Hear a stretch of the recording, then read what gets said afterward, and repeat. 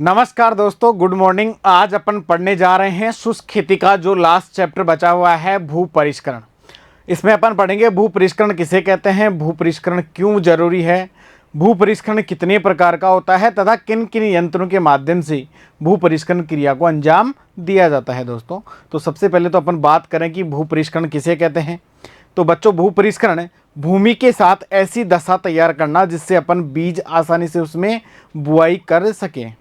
यंत्रों के माध्यम से भूमि की एक प्रकार से तैयारी की जाती है, तो उसे क्या कहते हैं, अपन भू परिष्करण कहते हैं। नेक्स्ट अपन बात करते हैं दोस्तों कि भू परिष्करण के उद्देश्य क्या क्या हैं। देखो, सबसे पहले आपको बताएं कि जो भू परिष्करण है उसकी खोज या उसके जनक डॉक्टर जेथरो टुल नामक वैज्ञानिक को माना जाता है। जेथरो टुल को।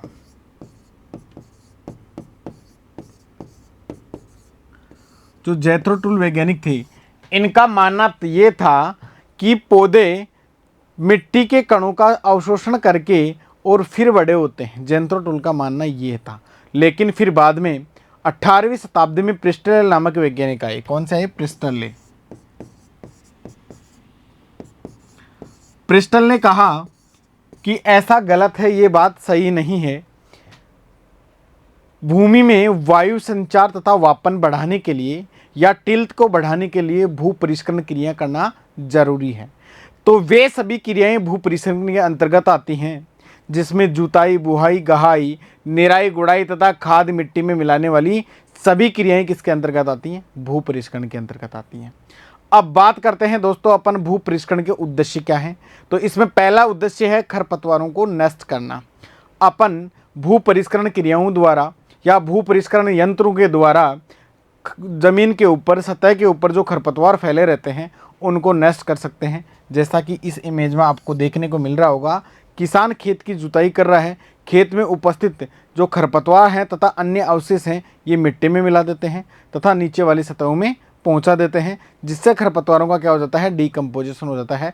तो पहला उद्देश्य अपना यही है कि खरपतवारों को नष्ट करना। दूसरी अगर अपन बात करते हैं तो मृदा के ऊपर नीचे करना। जिस प्रकार से इस इमेज में दर्शाया गया है, मिट्टी पलटने वाले हल के माध्यम से या मोल्ड बोल्ड हल के माध्यम से मिट्टी की ऊपरी परत को नीचे की तरफ दबाना और नीचे वाली परत को ऊपर की तरफ दबाना, जिससे दोस्तों मृदा की भौतिक दशा में सुधार आता है, मृदा की संरचना में सुधार आता है, मृदा वातन में फायदा मिलता है तथा मृदा में उपस्थित पोषक तत्व बैलेंस रहते हैं। क्योंकि पहले अगर आपने फसल उगा रखी है तो मृदा की ऊपर वाली परत से पौधों ने पोषक तत्व ग्रहण कर लिया। अब ऊपर की परत को अपने को नीचे करना है और नीचे की परत को क्या करना है? ऊपर करना है। तो ये भू परिष्करण के माध्यम से ही किया जाता है दोस्तों। नेक्स्ट अपन बात करते हैं अवमृदा की कठोर सतह को तोड़ना। कई बार क्या होता है, अगर किसान लगातार एक ही स्तर तक जुताई करता रहता है तो उस दौरान मृदा में जिस हल का जिस जगह तल जाके टिकता है, मतलब जैसे मान लो किसान हर साल 15 सेंटीमीटर जुताई करता आ रहा है, 15 सेंटीमीटर गहराई पर जुताई करता आ रहा है, तो जो जिस जगह हल का नीचे वाला तल रगड़ लगा के चलता है उस जगह एक कठोर परत का निर्माण हो जाता है। या मृदा में फास्फोरस या कैल्शियम ऐसी परतें कुछ बना लेती हैं, जैसे जिप्सम एक खनिज है, तो ये जिप्सम क्या एक कठोर परत का निर्माण कर लेता है मृदा में। तो ऐसी परतों को तोड़ने के लिए क्या करते हैं अपन? डीप मतलब जो गहरी जुताई करने वाले यंत्र होते हैं, इनकी सहायता से मिट्टी की नीचे वाली परत को तोड़कर या कठोर परत को तोड़कर क्या करते हैं अपन? उसको निक्षालन योग्य बनाते हैं, उसमें वातन योग्य बनाते हैं, उसकी संरचना में क्या कर देते हैं? सुधार कर देते हैं। तो ये मात्र किसके माध्यम से संभव है दोस्तों? ये केवल और केवल भू परिष्करण के माध्यम से ही सक्षम है दोस्तों। नेक्स्ट बात करते हैं खड़ी फसल में अंतः सस्यन क्रियाएं करना। आपको पता है, जब खड़ी फसल में अपने खाद उर्वरक अच्छे से प्रयोग करते हैं तो उसके बाद में खरपतवार आने लग जाते हैं तथा कई बार ऊपर वाली परत क्या हो जाती है? कठोर महसूस होने लगती है, जिससे पौधों की वृद्धि क्या हो जाती है? रुक जाती है। तो अपन क्या करते हैं? खड़ी फसल के अंदर इंटरकल्चर ऑपरेशंस करते हैं। कुछ यंत्र ऐसे चलाते हैं जिनसे खरपतवारों का तो नियंत्रण हो जाता है तथा खरपतवारों के साथ साथ में मृदा में क्या होती है? गुड़ाई हो जाती है, जिससे वायु संचार क्या होता है? प्रॉपर हो जाता है, जिससे जल कि ठहराव की क्षमता भी अधिक होती है तथा वायु संचार भी अच्छा होता है। आगे बात करते हैं अपन नेक्स्ट की, मृदा संरक्षण में सहायक। भू परिष्करण से क्या होता है, कई बार मृदाओं में कटाव ज़्यादा होता है, तो उसके कारण क्या होता है, अपन मृदा को जैसे दबा देते हैं किसी यंत्र के माध्यम से, तो मृदा सुगठितता ज़्यादा बढ़ जाती है, उससे मृदा का क्या होता है, संरक्षण होता है। नेक्स्ट बात करते हैं अपन कीट पतंगों का नष्ट होना। ग्रीष्म ऋतु के समय अपन गहरी जुताई करके खेत को खुला छोड़ देते हैं, तो उस टाइम में जो हानिकारक मतलब कीट पतंगे होते हैं उनके अंडे सहित क्या हो जाते हैं, गर्मी के कारण नष्ट हो जाते हैं दोस्तों। और साथ साथ में मृदा का वायु संचार भी बढ़ता है। मृदा में सूर्य का प्रकाश पहुंचाना, मृदा को जब खुला खेत में जुताई करके छोड़ते हैं अपन खुले रूप में, तो प्रकाश क्या थोड़ा सा गहराई तक चला जाता है और मृदा में वहाँ पर जाके तापमान को बढ़ा देता है। मृदा में जब तापमान को बढ़ा जाता है तो उपस्थित अन्य जो हानिकारक सूक्ष्म जीव होते हैं जैसे कि कीट पतंगे और अन्य मतलब जो पैथोजेंस होते हैं वो क्या हो जाते हैं, अधिक तापमान के कारण के नष्ट हो जाते हैं। भूमि की आकृति तैयार करना, आपको पता है कि मृदा की संरचना भी बहुत एक इम्पोर्टेंट पार्ट है। तो भू परिष्करण से मृदा को बारीक व भुरभुरा बनाकर मृदा संरचना में सुधार किया जा सकता है। अगर मृदा की संरचना अच्छी होगी, गोल कणाकार वाली मृदा होगी, दानेदार संरचना वाली मृदा होगी, तो उस मृदा से काफ़ी अच्छी उपज दोस्तों प्राप्त होती है। पानी व हवा की उपयुक्त मात्रा, पानी व हवा की उपयुक्त मात्रा बढ़ाने के लिए अपने को भू परिष्करण अत्यंत जरूरी है, क्योंकि पानी जब ही रुकेगा, जैसे मान लो कोई मृदा है वो बहुत ज़्यादा कठोर है दोस्तों और आपने उसमें भू परिष्करण क्रिया को अंजाम दे दिया, मतलब उसकी जुताई कर दी, मतलब तो जब बारिश बरसेगी या आप सिंचाई के माध्यम से पानी दे रहे हो तो उस टाइम में उसकी पानी अवशोषण की क्षमता भी बढ़ जाएगी तथा जल धारण करने की क्षमता भी बढ़ जाएगी। साथ में उसमें वायु संचार भी क्या होगा, प्रॉपर बढ़ जाएगा, जिससे पौधों की अच्छी ग्रोथ होगी। तो ये दोस्तों भू परिष्करण के एक प्रकार से उद्देश्य हैं। इन उद्देश्यों के लिए भू परिष्करण क्रियाएं की जाती हैं। नेक्स्ट अपन बात करते हैं दोस्तों आगे भू परिष्करण के प्रकार। तो दोस्तों मुख्य रूप से भू परिष्करण दो प्रकार का होता है, एक प्रारंभिक भू परिष्करण और एक द्वितीयक भू परिष्करण, तथा अन्य कुछ और प्रकार भी हैं भू परिष्करण के, जिसमें प्राथमिक या प्रारंभिक या प्राइमरी टिलेज किसे कहते हैं, मतलब बीज बुआई से पूर्व। कब? बीज बुआई से पूर्व,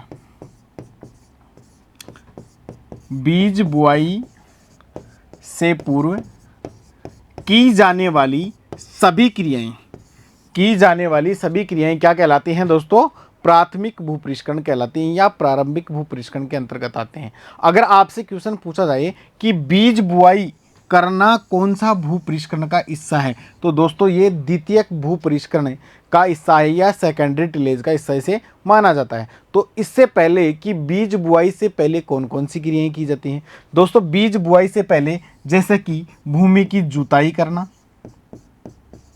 साथ में पाटा लगाकर भूमि को समतल करना। इसके बाद में अपन बात करते हैं कि लेवलर के माध्यम से भूमि को लेवल करना या समतल बनाना, भूमि के अंदर कार्बनिक खादें मिलाना,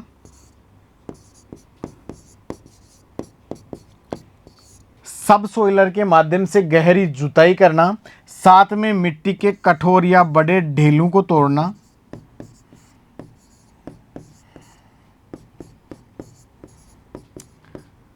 क्यारियां बनाना,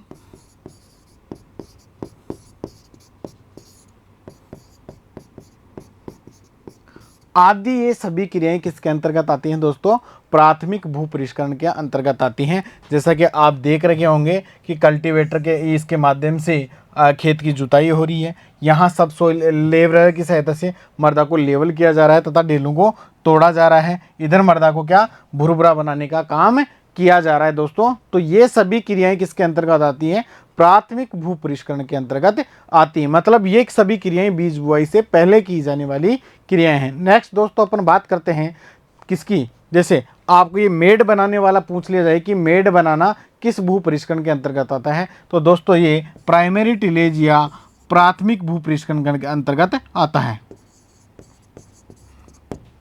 नेक्स्ट अपन बात करते हैं दोस्तों द्वितीयक भू परिष्करण, मतलब बीज बुआई के बाद में कब? बीज बुआई के बाद जितनी भी कृषि क्रियाएं की जाती हैं वो सारे द्वितीयक भू परिष्करण के अंतर्गत आती हैं। जैसे कि आपको पौध लगानी है, किसी भी प्लांट को लगाना है, पौध लगाना, ये किसका हिस्सा है? द्वितीय भू परिष्करण का हिस्सा है। बीज की अगर आपको बुआई करनी है तो वो भी द्वितीय भू परिष्करण का हिस्सा है। अगर आपको किसी पौधे के पास में मिट्टी चढ़ाना है, जिसको अर्थिंग अप के नाम से जाना जाता है, मिट्टी चढ़ाना, ये भी क्या है? द्वितीय भू परिष्करण का दोस्तों हिस्सा है। नेक्स्ट अपन बात करते हैं इसके साथ साथ में, जैसे आपको मान लीजिए निराई करनी है, गुड़ाई करनी है,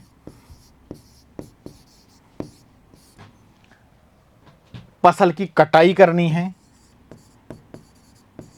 और मंडाई करनी है, ये सारे के सारे किसके अंतर्गत आते हैं? द्वितीयक भू परिष्करण के अंतर्गत आते हैं दोस्तों। इसमें इस प्रकार से आप देख सकते हो, पहले प्लांट की बुआई कर रहे हैं, मिट्टी चढ़ाने का कार्य आलू में किया जा रहा है, फसल के अंदर निराई गुड़ाई करने का कार्य किया जा रहा है दोस्तों। तो इस प्रकार से इसे द्वितीय भू परिष्करण के नाम से संबोधित किया जा रहा है दोस्तों। नेक्स्ट अपन बात करते हैं न्यूनतम भू परिष्करण।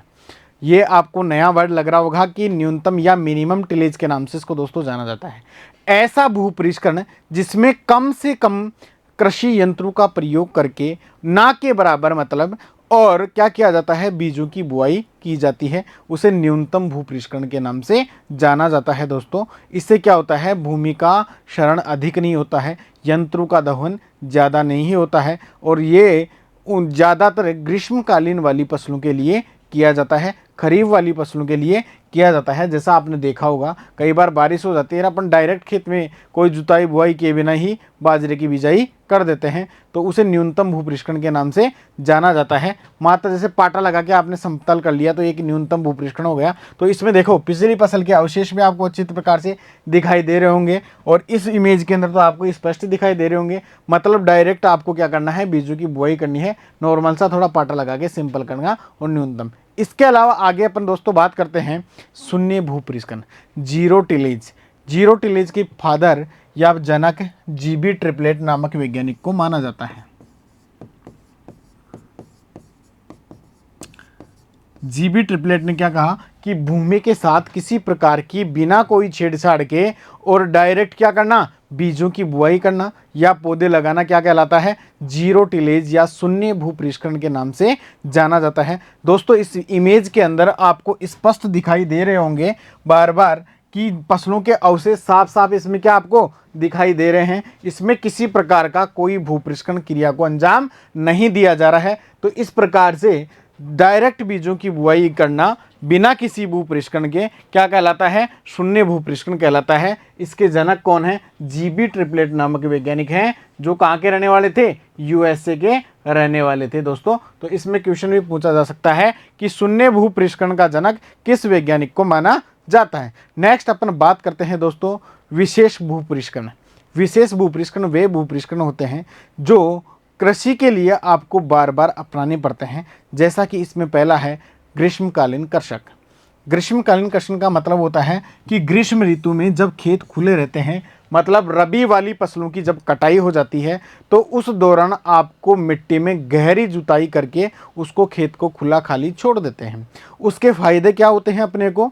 ग्रीष्मकालीन जब आप जुताई कर देते हैं तो भूमि का तापमान बढ़ता है। जब भूमि का तापमान बढ़ेगा तो भूमि के अंदर उपस्थित जो हानिकारक सूक्ष्म जीव, कीटों के अंडे तथा अन्य जो पैथोजेंस बीमारी फैलाने का कार्य करते हैं, उनकी सबकी क्या हो जाएगी? अधिक तापमान के कारण मृत्यु हो जाएगी, क्योंकि वो एक पर्टिकुलर तापमान पे ही कार्य करने का कार्य करते हैं। दूसरी बात अपन करें कि ग्रीष्मकालीन में जब खेत को अपन खुला छोड़ देंगे तो उसमें वायु संचार भी अच्छे से हो जाएगा।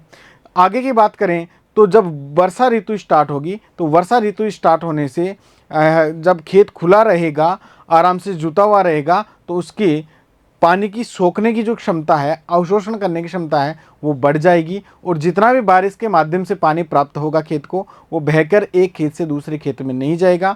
मृदा का क्या होगा? इसमें संरक्षण होगा और जितना भी पानी खेत को मिल रहा है वो सारा भूमि के अंदर ही जाएगा। इससे मृदा नमी का क्या होगा? संरक्षण होगा दोस्तों। नेक्स्ट अपन बात करते हैं आगे विशेष भू परिष्करण में है गीला भू परिष्करण। ये क्रियाएं ज़्यादातर गीले भू परिष्करण वाली धान वाले क्षेत्रों में की जाती हैं। धान वाले क्षेत्रों में कैसे की जाती हैं? धान के अंदर एक क्रिया की जाती है जिसका नाम है दोस्तों पडलिंग। पडलिंग में क्या किया जाता है? खेत में एक बार पानी भर दिया जाता है और भरे हुए पानी के अंदर ही ट्रैक्टर चलाकर जुताई की जाती है। जैसा कि आपको इस इमेज के माध्यम से दिख रहा होगा, इस प्रकार से ये जुताई क्यों करते हैं? क्योंकि धान के खेत में एक निश्चित गहराई तक अपचयन क्षेत्र का निर्माण किया जाता है। अपचयन क्षेत्र का मतलब हो गया कि मतलब धान ज़्यादातर खाद एवं उर्वरक या पोषक तत्व अपचयन क्षेत्र से ही उठाता है या अपचयन क्षेत्र से प्राप्त करता है। इसमें अगर अपचयन क्षेत्र का जब निर्माण हो जाएगा तो पानी का निक्षालन भी क्या होगा? कम होगा धान के अंदर। मतलब एक प्रकार की लेयर क्या हो जाती है यहाँ निर्मित हो जाती है। ऊपर वाली मिट्टी का एक जीव कर लिया जाता है, एक प्रकार से मिट्टी को एक प्रकार से एक घोल के रूप में पूरा कंप्लीट कर लिया जाता है। इसमें किसी प्रकार का न कोई ढेला रहता है, सभी पोषक तत्व समान मात्रा में क्या हो जाते हैं? बैलेंस हो जाते हैं तथा खरपतवारों के बीच क्या चले जाते हैं? नीचे चले जाते हैं। ये ज़्यादातर अधिक वर्षा वाले क्षेत्रों में किया जाता है। इसे गीले भूपृष्ठकण के नाम से जाना जाता है दोस्तों। नेक्स्ट बात करते हैं मिट्टी को दबाना।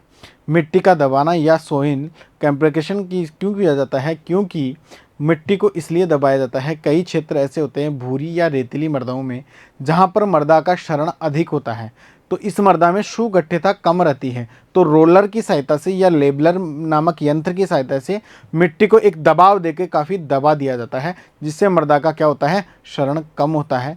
और जो पौधे में गिरने की समस्या पाई जाती है, कई बार पौधा जड़ से ही गिर जाता है, वो समस्या क्या होती है?